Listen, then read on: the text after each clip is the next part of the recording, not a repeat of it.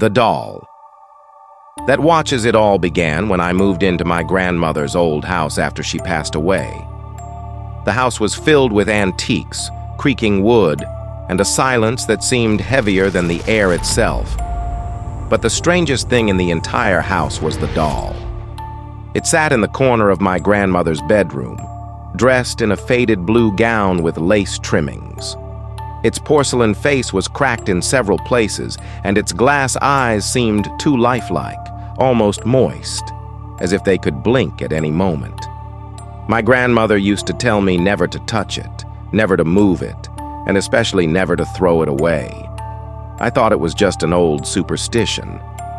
On the first night, while unpacking, I moved the doll from the bedroom into the attic.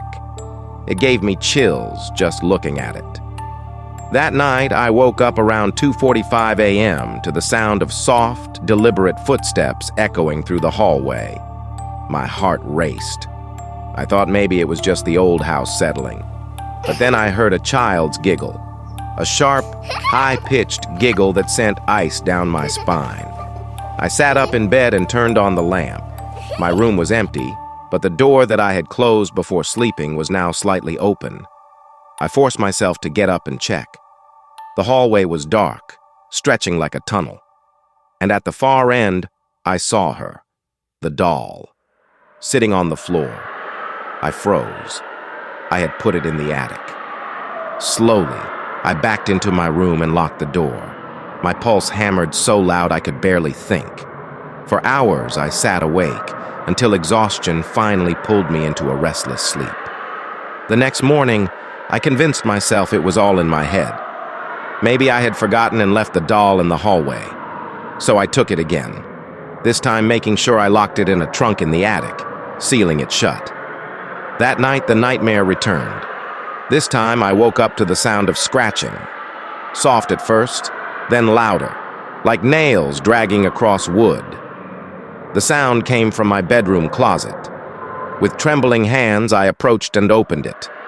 The doll was sitting there, inside my closet. Its head tilted slightly, and for a second I swore I saw its lips curl upward into a grin. I screamed and slammed the door shut, running out of the room. From that night on, things only grew worse.